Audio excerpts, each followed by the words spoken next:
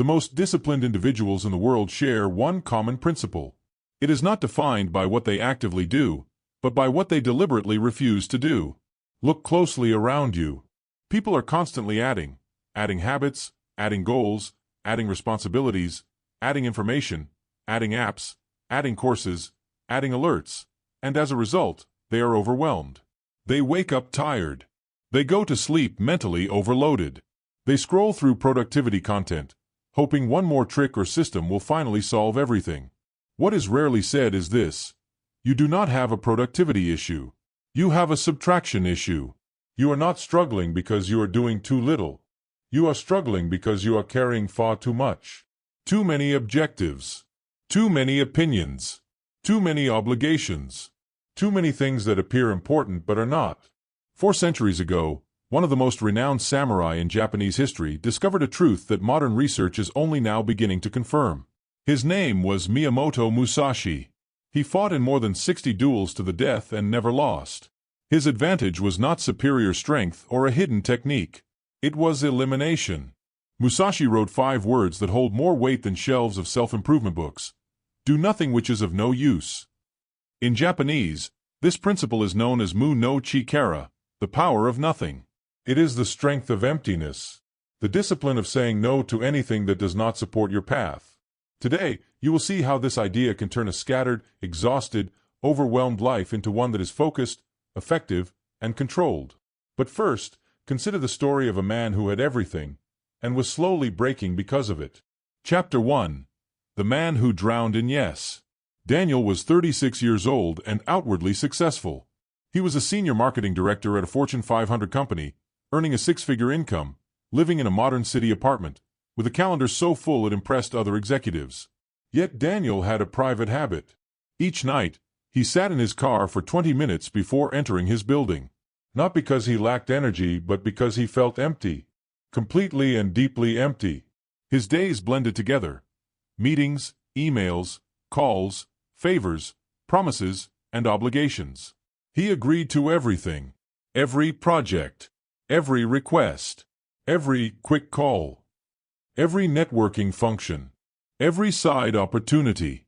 He believed saying yes led to success. He believed constant busyness meant importance. He believed being available was a strength. He was mistaken. Daniel was not directing his life. He was reacting to everyone else's demands. His health deteriorated. He had not exercised in 2 years. He ate whatever required the least effort. His sleep was fragmented by constant worry about the next day. His relationships were shallow. He knew many people but had no close friends. He attended every event but was mentally absent from all of them. His mind was disorderly. He could not concentrate for more than a few minutes. His thoughts jumped rapidly and without control. He began many things and completed none. One Thursday evening, Daniel experienced what he later described as the collapse. He was in his 7th meeting of the day, presenting a campaign plan. Mid-sentence, his thoughts vanished. Not a pause, an absence. He stood there, silent, while 12 executives watched. The room felt unsteady, his heart raced. He muttered an apology and left. That night, he did not sit in his car for 20 minutes. He sat there for 2 hours, staring at the steering wheel, asking himself a question he had avoided for years. How did I end up here? The answer was clear and unsettling. He had never learned to say no. Every yes to others meant a no to himself. Every commitment to their priorities pushed aside his own. With each addition to his life, he removed a part of himself. Daniel did not realize it yet, but that night marked the start of change, because that was when he encountered Musashi. Chapter 2. The Warrior Who Carried Nothing. Miyamoto Musashi was born in 1584 in Japan, during a period of continuous conflict. At 13, he killed his first opponent in a real duel. By 30, he had survived more than 60 battles to the death. He never lost. Not once. What makes Musashi exceptional is not physical dominance or elite training. He lacked the finest swords, noble lineage, and formal schooling. What he possessed was elimination. Musashi lived with almost nothing. He slept on floors. Often, he owned only the clothes he wore. He had no fixed home, no family life, and no belongings beyond his weapons. Many viewed him as strange or extreme. They misunderstood him. Musashi understood that every possession adds weight. Every attachment creates restraint. Every unnecessary commitment drains energy. In the Book of Five Rings, he wrote the principle that would later reshape Daniel's life: do nothing which is of no use. This was not a minimalist trend. It was a survival method. In combat, Musashi knew that an extra thought could lead to death. A wasted motion could create weakness. A distraction could invite a fatal strike. He applied the same logic to life. That is what most people overlook. Musashi evaluated everything, every thought, action, possession, and relationship, by asking one question: does this serve my path? If it did, it remained. If it did not, it was removed without hesitation, emotion, or debate. This is Mu no Chikara, not emptiness for its own sake, but intentional space, purposeful removal, clearing what does not serve so what remains can function fully. When Daniel learned this, his situation became clear. His life was the opposite of Musashi's. He carried everything. He accepted everything. He held on to everything, and it was breaking him. Chapter 3. The First Cut. Daniel began cautiously. In the first week, he tracked every yes he gave, every meeting accepted, every favor promised, every alert answered, every obligation added. By Friday, he counted 47 yes in 5 days. Seeing the list made him uncomfortable. He asked himself how many truly mattered. How many supported his direction? One by one, he reviewed them honestly. The networking event on Saturday, he had no interest in attending and had agreed out of fear of missing out. Removed. The quick call with a college friend who only reached out when he needed help. Removed. 3 streaming subscriptions he rarely used. Removed. A workplace committee that added status but consumed hours. Removed. By the end, Daniel had eliminated 31 of the 47 commitments, 31 drains on his time and energy that offered little value. The following week, he applied what he called the Musashi test. Before agreeing to anything, he asked 3 questions. Does this serve my path? What am I giving up by saying yes to this? If this did not already exist, would I choose to create it? The outcome was immediate and uncomfortable. He realized that most of his life consisted of things he would not choose if starting over. He was living a life shaped by accumulated yes that no longer reflected his priorities. In the 3rd week, Daniel made a decisive move. He cleared his calendar entirely. He emailed organizers of recurring meetings, explaining that he was reassessing commitments and pausing participation. He declined all invitations for 30 days. He disabled all notifications except calls from 3 people. His co-workers assumed something was wrong. His manager requested a meeting. Daniel explained calmly, "I've been saying yes to everything and delivering average results everywhere. I'm going to say no to most things so I can do excellent work where it matters." There was no immediate response. No one had framed it that way before. Chapter 4.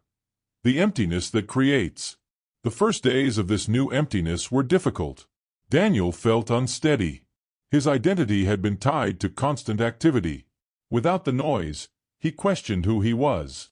His mind searched for stimulation. He wanted to check his email, scroll through social media, or find anything to fill the silence. But he resisted. Musashi had a word for this state: mu, emptiness, void, nothing. But mu is not passive emptiness. It is active space. It is potential. The space before creation. The pause before sound.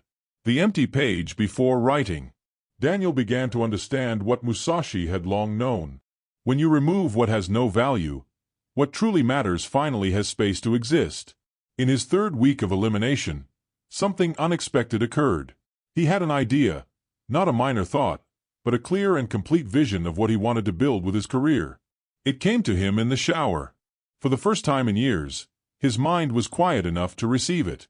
He realized he did not want to remain a marketing director. He wanted to create his own agency. He had wanted this for years, but the goal had been buried beneath other people's expectations and demands. A Stanford neuroscientist who has spent 15 years studying attention explains this effect clearly.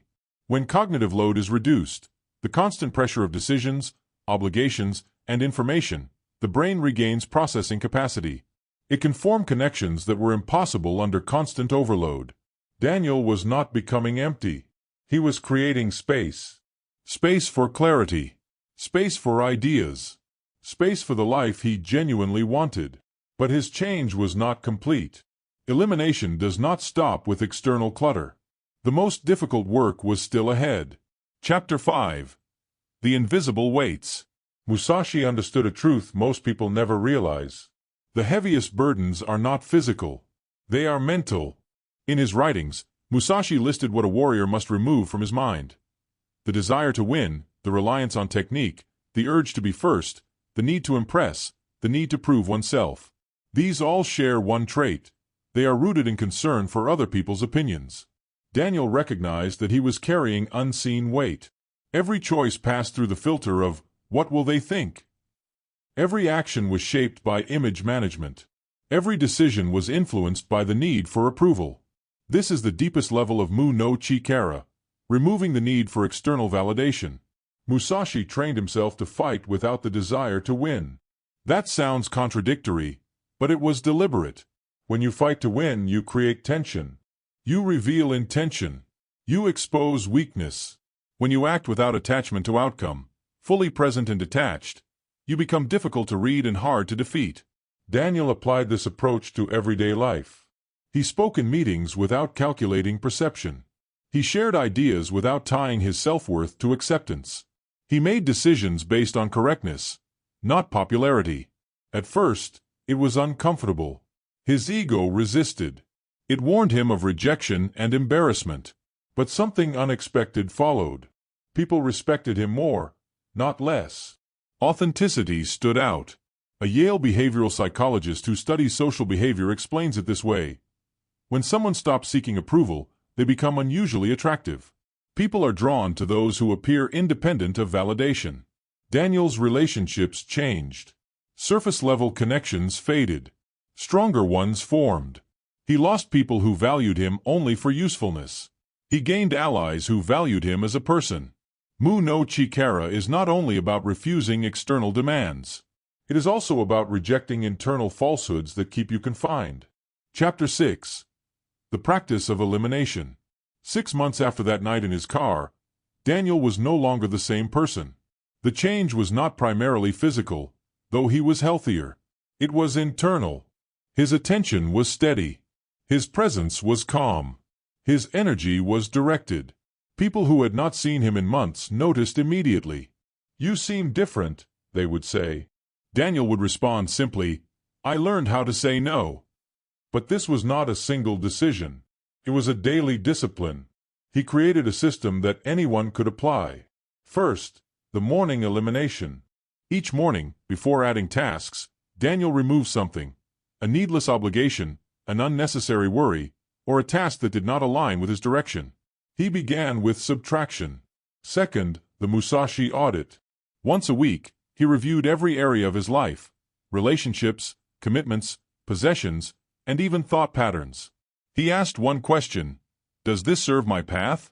If it did not, it was removed or scheduled for removal. Third, the default no. He reversed his automatic responses. Instead of yes being automatic and no requiring explanation, no became the default. Yes required justification. He asked, does this serve my highest priorities? Is it worth what I must give up? Would I choose it if I were starting from zero? If the answer was not yes to all three, he declined. Fourth, empty hours. He protected time with nothing planned. Not productive time. Empty time. Time for reflection, connection, and creative thought. Musashi spent long periods in meditation not for spirituality, but because clarity emerges from emptiness. Chapter 7. The Power of Nothing. 2 years later, Daniel launched his agency. Not from exhaustion, but from clarity. He worked with 3 clients, not 30. Each was carefully chosen and aligned with his standards. He built a team of 4, not 40, people who valued quality over volume. During the first year, he earned less than his corporate salary. Then the business doubled. Then it tripled. Growth came through reputation, results, and focused excellence, not constant effort. Clients referred others. The work spoke for itself. His energy, once scattered across endless obligations, was now concentrated on mastery. Musashi won over 60 duels not by doing more than his opponents, but by removing everything unnecessary until only what mattered remained. Daniel found the same principle applied to business, health, and relationships. The person who says no to what does not matter gains the ability to say yes fully to what does. So consider this. What are you carrying that no longer serves you? Which commitments drain you without return? Which relationships take more than they give? Which thoughts create pain without insight? What would change if you removed everything that does not support your path? The fear is understandable. Letting go feels like loss. It feels like missed opportunity. But Musashi understood something most people avoid. The fear is not about losing things. It is about facing yourself without them. Busyness becomes concealment. Chaos becomes distraction. Constant activity becomes avoidance of the question, who am I without performance? Mu no Chikara is not about emptiness. It is about freedom. Freedom from expectation. Freedom from unnecessary obligation. Freedom from the belief that more is always better. When you master the ability to say no, you gain the ability to say yes, with full attention. Musashi died alone at 62, writing his final words. He left no wealth or title. What he achieved was self-mastery. His last message was simple. I regret nothing. I fear nothing. I desire nothing. That is the power of nothing. That is Mu no Chikara. And it is available now. Begin by eliminating. Share in the comments one thing you are ready to remove, not add, remove, from your life. If this perspective changed how you think about focus and discipline, subscribe and enable notifications. More content like this is coming. And remember, the most powerful word is not yes. It is no. Be present. Walk with honor. Follow your path. See you in the next video.